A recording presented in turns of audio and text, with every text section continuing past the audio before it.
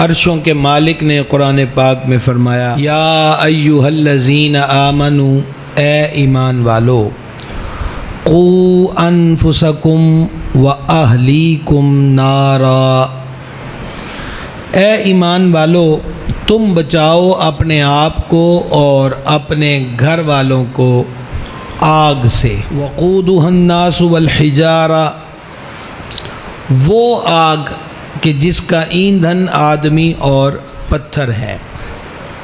علیہا ملائکۃ غلاظ شداد،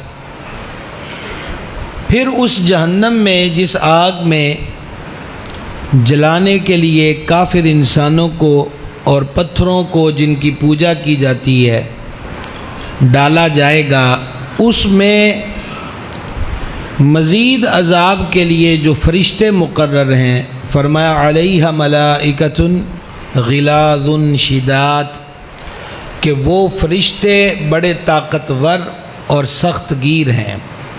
لا یعصون اللہ ما امرہم ویفعلون ما یؤمرون، اور فرشتے بھی ایسے ہیں کہ جو اللہ تعالیٰ کی فرما برداری کرتے ہیں، جو مالک حکم دے دے وہی کرتے ہیں، اور وہ اس رب کے حکم کی نافرمانی نہیں کرتے۔ فرمایا اے ایمان والو، اپنے آپ کو بھی اور اپنے گھر والوں کو بھی دوزخ کی آگ سے بچا لو۔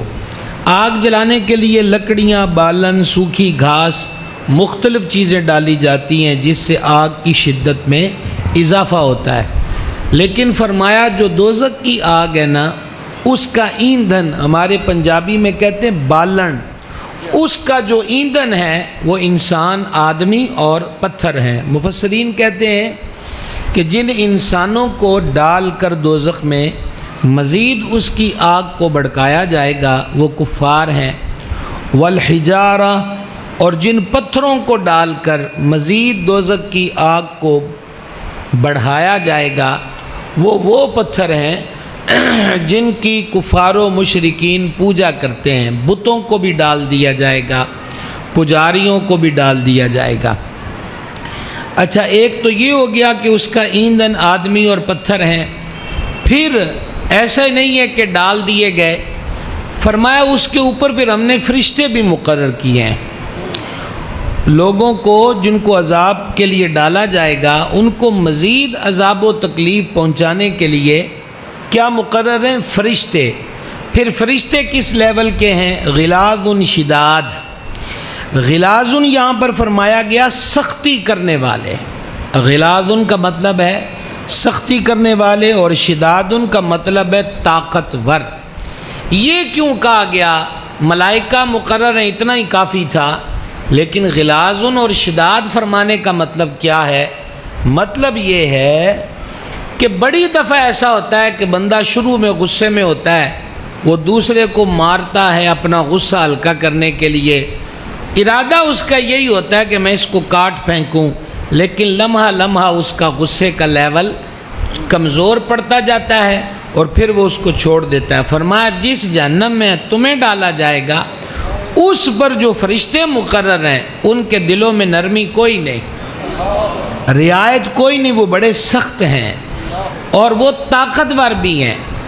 ٹھیک ہے نا؟ اب جیسے ہمارے ہاں شعر و شاعری کی دنیا میں دل لبھایا جاتا ہے، نقابتوں میں، خطابتوں میں، شعروں میں، قوالیوں میں، وہ کیا ہے کہ جدوں ہوئے گا حساب ادو ویکھ لواں گے، جب عذاب آئے گا ادو دیکھ لواں گے، جدوں پوچھا جائے گا ادو ویکھ لواں گے۔ کیا دیکھنا ہے؟ بندے کے دوپلے ہی کچھ نہیں ہے۔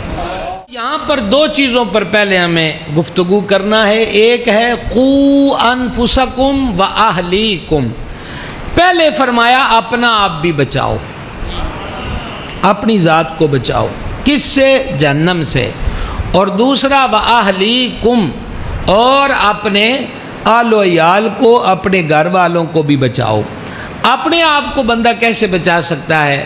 رب العزت فرماتا ہے فلاح پا گیا وہ جس نے پاکیزگی اور تقوی کو اختیار کیا۔ اپنے آپ کو کیسے بچا سکتا ہے؟ اللہ تعالیٰ کے حکموں پر چل کر اور اس کے منع کردہ کاموں سے بچ کر۔ یہ کرے گا تو اپنے آپ کو بچا لے گا۔ اس آیت کو جو ابھی میں نے آپ کے سامنے پڑھی ہے، یہ آیا مبارکہ ترجمہ بھی میں نے آپ کو سنا دیا، کچھ تفسیری طور پر کچھ باتیں بھی عرض کر دیں۔ ہم پر اس کا اثر کیا ہوتا ہے اور اس کے مقابل میں ہم سے پہلوں پر اس کا اثر کیا ہوتا تھا؟ امام حاکم نشاپوری رحمہ اللہ نے مستدرک کے اندر تفسیر والے باب میں اسی آیت کے تحت ایک حکایت نقل کی۔ منصور بن عمار رضی اللہ تعالیٰ عنہ فرماتے ہیں کہ میں حج پر گیا، حج سے واپسی پر میرا گزر کوفے میں ہوا۔ کوفے کے اندر یہ ہوتے نا سرا، مسافروں کے ٹھہرنے کی جگہ، کہتے ہیں میں وہاں ٹھہرا۔ اسی قیام کے دوران اندھیری رات تھی، میں باہر نکلا تو میں نے سنا کہ آدھی رات کے وقت کوئی درد بھری آواز میں، درد بھرے لہجے میں پکار پکار کر کہہ رہا تھا، اے اللہ تیری عزت اور جلال کی قسم، میں نے جان بوجھ کر تیری نافرمانی اور مخالفت نہیں کی۔ غور سے سنیے، مولا تیری عزت تیرے جلال کی قسم، میں نے جان بوجھ کر تیری نافرمانی اور مخالفت نہیں کی۔ مجھ سے جب بھی تیری نافرمانی ہوئی، جب بھی مجھ سے کوئی گناہ سرزد ہوا، میں اس سے ناواقف بھی نہیں تھا، یعنی مجھے یہ بھی پتہ ہے کہ یہ گناہ ہے، میں ناواقف بھی نہیں۔ اینجوی کو گلہ کرتا ہے۔ ہم تو وہ لوگ ہیں جو صبح سے شام تک گناہوں کی مشین چلاتے ہیں اور شام کو کہتے ہیں پتہ نہیں مجھ سے کون سا گناہ ہو گیا ہے، آج دکان صحیح نہیں چلی، میرا مرض ٹھیک نہیں ہوا، فلاں میرا کام نہیں ہوا۔ یہ کہہ رہے مولا مجھے یہ بھی پتہ تھا جب میں گناہ کرتا تھا کہ یہ نافرمانی اور گناہ ہے، لیکن خطا کرنے پر میری بدبختی نے میری مدد کی، خطا اور گناہ پر میری بدبختی نے میری مدد کی، اور تیری پردہ پوشی والی صفت کی امید نے مجھے گناہ پر ابھارا کہ تو پردے پائی جانا ہے، بجائے اس کے کہ میں گناہ نہ کرتا، لیکن اس چیز نے مجھے گناہ پر ابھارا، اور بے شک میں نے اپنی نادانی کی بنا پر تیری نافرمانی کی اور تیری مخالفت کی، اب تیرے عذاب سے مجھے کون بچائے گا؟ اگر تو نے مجھ سے اپنی رحمت کی رسی کاٹ لی، تیری رحمت کی رسی کے سہارے تو ہیں، اگر تو نے مجھ سے اپنی رحمت کی رسی کاٹ لی تو میں کس کی رسی کو تھاموں گا؟ یہ جو حضرت منصور بن عمار ہے نا، کہتے ہیں جب وہ آواز دردناک لہجے میں یہ مناجات سن کر چپ ہو گیا نا، تو میں نے یہی آیت پڑھی، اے ایمان والو اپنے آپ کو، اپنے گھر والوں کو اس جہنم اور آگ سے بچاؤ جس کا ایندھن آدمی اور پتھر ہے۔ میں نے اس آیت کی تلاوت کر دی، پھر میں نے جیسے کوئی حرکت ہوتی ہے نا، بڑی شدید حرکت کی آواز سنی، اس کے بعد میں نے کوئی آواز نہیں سنی، میں پھر وہاں سے چلا گیا۔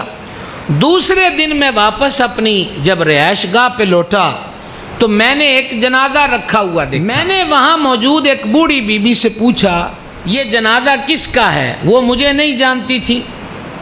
وہ کہنے لگی کہ رات یہاں سے نہ کوئی اللہ کا بندہ گزرا ہے، اس وقت میرا بیٹا نماز پڑھ رہا تھا۔ اب ذرا غور کرنا، وہ مناجات اس بی بی صاحبہ کا بیٹا نماز کے بعد کر رہا تھا، کہ میرا بیٹا بیٹھا نماز پڑھ رہا تھا۔ اس آدمی نے قرآن مجید کی یہ آیت پڑھی جو آج ہمارا موضوع ہے، جس کا ترجمہ میں سنا چکا۔ یہ آیت پڑھی تو یہ آیت سن کر میرے بیٹے کا انتقال ہو گیا۔ ہمارے دلوں کو پتہ نہیں کیا ہوا ہے، دل کیا ہو چکے ہیں۔ رب العزت کا کلام اور فرمان واضح ہے، پر دلوں پر خدا جانے کیسے پردے چڑھ گئے۔ کلام تو بے اثر نہیں ہے، ہمارے دل اسے پانے اور سنبھلنے کی صلاحیت نہیں رکھتے۔ کیا فرمایا یہاں پر؟ اپنے آپ کو بچاؤ، اور کس چیز سے بچاؤ؟ جہنم سے۔ اب ہمارے ہاں جیسے میں نے پہلے اشارہ دیا، ہمارے ہاں جہنم کا مذاق اڑایا جاتا ہے، لطیفے بنائے گئے۔ اچھا فنی کلپ بنائے جاتے ہیں قبر کے عذاب پر، جہنم کے عذاب پر، مذاق میں باتیں کرتے ہیں، وہ کوئی نہیں۔ اچھا پھر مخول کیا ہو رہا ہے کہ بس ٹھیک ہے جنت کیڑا اگ ہونی ہے، تو چاہ پین واسطے اگ ساڑھے کو لینی، ہاں ہاں ہاں ہاں ہاں کر کے ٹال دیے جاتے ہیں، یہ ہم ہے۔ اور دوسری طرف وہ ہے جو نماز پڑھ کے بیٹھا ہے، آیت سنی ہے اور جہاں جان آفرین کے سپرد ہو گئی۔ فقہا فرماتے ہیں کہ جو بندہ یہ نظریہ رکھ کر کہ اللہ کا عذاب ہلکا ہے اور میں سہ لوں گا، وہ یہ کہے نا، وہ دائرہ اسلام سے خارج ہو جائے گا۔ وجہ اللہ تعالیٰ کا عذاب سہنے کی کسی میں طاقت ہے ہی نہیں ہے کہ وہ اس کے عذاب کو سہ سکے۔